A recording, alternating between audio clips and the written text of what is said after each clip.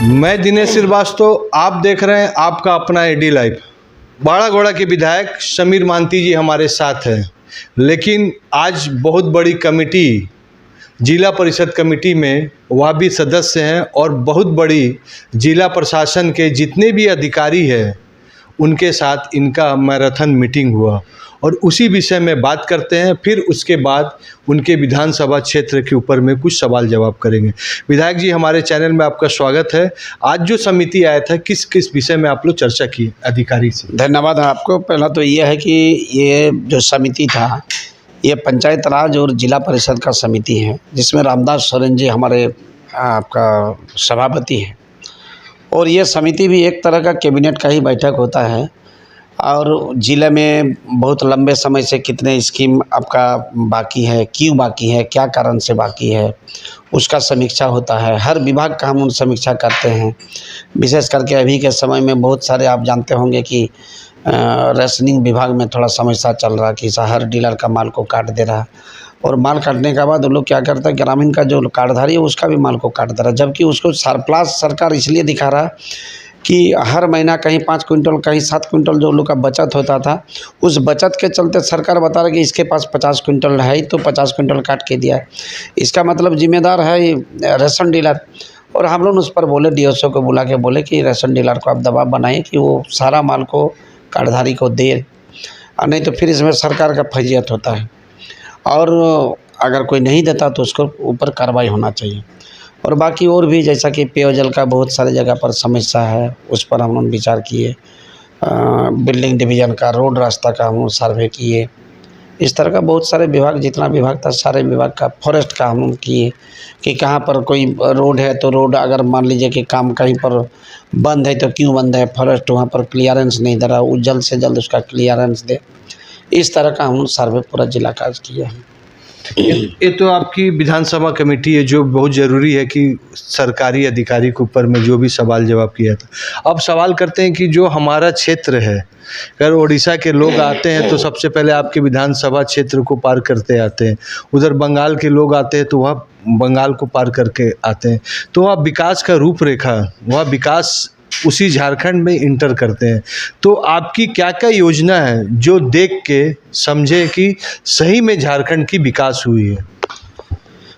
देखिए, ऐसे तो फिर हम यही कहेंगे कि हम सबका सौभाग्य है कि हेमंत सोरेन जैसा हम सबको नेतृत्व मिला है और काम करने का बहुत ज़्यादा अवसर और समय हम लोगों को मिला नहीं। चूँकि ये सरकार जो है, आपको पता होगा कि 2019 के लास्ट में हम लोग सरकार बनाने का काम किए और सरकार बनाने के बाद ही एक भयंकर और भयावह महामारी, एक त्रासदी के शिकार हम सब बने। और खाली हम लोग नहीं, पूरे राज्य नहीं, पूरे देश नहीं, पूरे दुनिया। और जहां हम लोग भी शिकार बने, 2 साल बहुत ज़्यादा काम नहीं हो पाया है।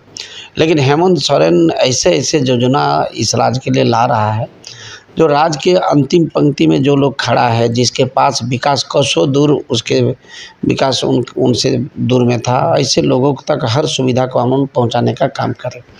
जैसे कि सर्वजन पेंशन योजना का बात कहिए कि 60 साल उम्र जिसका हो गया है, वैसे सारे व्यक्ति को हम लोग पेंशन दे रहे। पिछले बार आपको मालूम होगा कि चीफ सेक्रेटरी का बैठक में भी यहाँ कुछ सवाल आया था कि टिस्को और टेल्को में जो लोग काम कर रहा था उन लोग को पेंशन दिया जाएगा कि नहीं दिया। मेरा सरकार का कॉन्सेप्ट है कि जिसको पेंशन नहीं है सरकारी, या जो टैक्स पे नहीं करता, उस सारे लोग को पेंशन देना है। उसमें DC वो समय थी, DC बोल रही थी कि सर उन लोग के पास तो बड़ा घर है, बड़ा कार है, तो लोग बोले कि हमारा क्राइटेरिया क्या है, अगर क्राइटेरिया में वो सब नहीं है तो उनको देना है। तो ऐसे करके हम सर्वजन पेंशन देने का काम कर रहे हैं। हम लोग आपका 100 यूनिट बिजली फ्री देने का काम कर रहे हैं। उसके साथ साथ हम उनका फूलो जानो योजना हम लोगों का चल रहा। सावित्रीबाई फुले योजना में, किशोरी समृद्धि योजना में हम लोग गांव के बेटी को पैसा देके उसको आगे बढ़ाने का काम करिए। सरकार विभिन्न प्रकार के योजना, मुख्यमंत्री पशुधन योजना, मुख्यमंत्री स्वरोजगार योजना, जो दूसरे राज्य से अलग हट के हम लोग कुछ काम को किए। रहा हमारा विधानसभा का, हमारे चकुलिया सदियों से कॉलेज का मांग था, वहाँ पर हम लोग ग्रेजुएट कॉलेज का उस दिन घोषणा कर दिए CM साहब। वहाँ पर दोनों आपका ब्लॉक में बड़ा बड़ा स्टेडियम हो रहा है। वहाँ चकुलिया में एक पार्क हो रहा जो 22 करोड़ का पार्क हो रहा। वो चकुलिया में एक सोलर सिस्टम का आपका जो ग्रीन एनर्जी जो आज पूरा दुनिया जिसको फॉलो कर रहा, कि सोलर सिस्टम के माध्यम से हम बिजली का सप्लाई करेंगे, ताकि ये जो बिजली का लोड शेडिंग का जो है इसके भरोसा नहीं करना पड़े। हमने 25 एकड़ ज़मीन सेंक्शन कर दी, उस पर बहुत जल्दी वहाँ पर काम होगा। और बाकी रोड, रास्ता, स्कूल, कॉलेज, बिजली, पानी सारा विकास कर रहे हैं। वहाँ नगर पंचायत है चकुलिया, वहाँ पर बढ़िया से बिजली का सजावटी हम कर दिए हैं। पार्क बढ़िया बढ़िया वहाँ बनाने का काम किए हैं। इस तरह का हम एक बहुत बड़ी मांग है उस क्षेत्र के लिए कि एक अलग जिला का निर्माण किया जाए।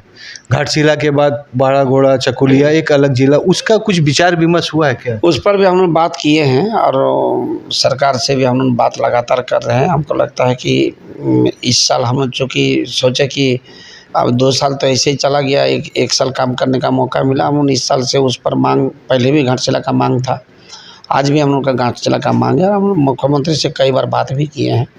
हमको लगता है कि उस पर भी मुख्यमंत्री पहल करेंगे। विधायक जी, 22 करोड़ का स्टेडियम, आपका सोलर एनर्जी, इतना बड़ा प्रोजेक्ट को राज्य सरकार से लेके आना अपने क्षेत्र में, यह कैसा हुआ, कैसे करके? क्योंकि विधायक को इतना डिमांड, सब विधायक, क्योंकि पूरा राज्य के जितने विधायक है सब अपने क्षेत्र के लिए मांगते हैं, तो ये विजन या सोच आपको कैसा आया कि 22 करोड़ के जो ग्रीन एनर्जी, जो ग्लोबल वार्मिंग के लिए बहुत बड़ा ज़रूरी है, स्टेडियम का निर्माण जो बहुत बड़ा उस क्षेत्र में एजुकेशन का प्रॉब्लम था उसको सॉल्व कर देना, तो यह जो विजन आपके पास कैसे है? देखिए, हम लोग शहर से कसों दूर रहते हैं और निश्चित रूप से हम लोग शहर में शहर का हर सुविधा को हम प्राप्त नहीं कर पाते। बहुत बड़ी डिमांड है कि बाड़ा घोड़ा क्षेत्र में जो जितने भी लोग हैं, चाहे चकुलिया बोलिए, घाटशिला बोलिए, वहाँ TMH में कम आते हैं और पहले जाकर झारखंड में जाते हैं, तो मेडिकल की बहुत बड़ी समस्या।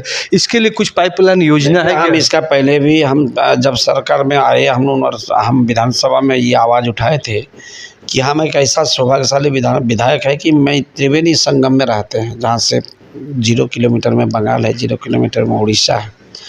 और गुड़ाबंदा हमारा जो प्रखंड है, वो प्रखंड एक ऐसा प्रखंड है कि जहाँ पर मिट्टी और मुरुम खोदने से पन्ना और नीलम का पत्थर मिलता है, लेकिन उसी मिट्टी के ऊपर जो परिजन है, जो माँ बाप है, भाई बहन है, परिजन है, वो आज भी इलाज में कहीं ना कहीं से उपेक्षित महसूस करता है और बंगाल और उड़ीसा का सहारा और भरोसा से ही चलता है।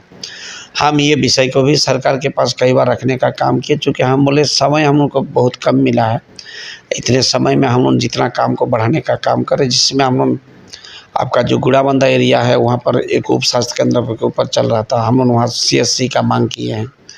और अपने क्षेत्र में जो अस्पताल है उसको भी धीरे धीरे सुधार लाने का हम प्रयास किए हैं। बहुत सारे पहले के हिसाब से बहुत हद तक वो सुधार हो गया है। और हम बोले कि मेरा प्रयास और प्रचेष्टा ऐसा होना चाहिए कि लंबे समय से हम लोग कर्जा के रूप में जैसे बंगाल और उड़ीसा से चिकित्सा लिए हैं, हम अपना इतना बेहतर व्यवस्था करेंगे ताकि बंगाल का लोग फिर झारखंड आके चिकित्सा कराए। ये माहौल बनाने का हम लोग प्रयास कर रहे हैं। एक विधायक जी, एक बहुत बड़ी मांग है कि 90 किलोमीटर से जमशेदपुर में जो भी आते हैं उनकी पूरा दिन समय बीत जाता है, और बाड़ा घोड़ा से भी बहुत जन यहाँ रोजगार के लिए आते हैं, अपनी रोजी रोटी के लिए कमाने आते हैं, तो कुछ ऐसा इकोसिस्टम वहाँ पर इंडस्ट्री, जैसे धलमुगढ़ में इंडस्ट्री है, कुछ हब ऐसा बन जाए कि थोड़ा वहाँ के रोजगार मिले। सरकार अपने आपकी जो हेमंत सोरेन जी आए तो उसमें बहुत बड़ी घोषणा की थी कि धान का जो यूनिट है वो भी लगाने के लिए, तो क्या इसकी कुछ विचार हो रहा है? देखिए, वहाँ धान का तो पहले से ही बहुत प्लांट है। आपको पता होगा कि हमको लगता है झारखंड में सबसे ज़्यादा प्लांट हमारे चकुलिया में है, और निश्चित रूप से कुछ सरकारी अव्यवस्था के कारण कुछ मिल फैक्ट्री का जो प्रगति था उस हिसाब से नहीं चल रहा था। लेकिन इस बार सरकार का घोषणा के बाद हम लोग मिल फैक्ट्री के मालिक से भी मीटिंग किए, पेपर में आया भी था, और हम जल्द उन लोगों का प्रतिनिधिमंडल को लेके जाएंगे मुख्यमंत्री से मिलाने के लिए कि फिर से हम उस मिल फैक्ट्री को एक बेहतर व्यवस्था सरकार से क्या सुविधा दे सकते हैं ताकि वो और बेहतर हो और अच्छा हो। ये प्रयास और प्रचेष्टा भी हम सबका चल रहा है। विधायक जी से अब जो सवाल होगा उस क्षेत्र में जाकर होगा कि जो 22 करोड़ के स्टेडियम है जिसका शिलान्यास किया गया, जो यूनिवर्सिटी, जो कॉलेज का शिलान्यास किया गया, क्या वह धरातल में उतरी है कि नहीं उतरी है, यह भी जानने की कोशिश करते हैं। और AD लाइव का वीडियो को लाइक कीजिए, चैनल को सब्सक्राइब कीजिए। AD लाइव की पूरी टीम की ओर से सभी को धन्यवाद। जोहार।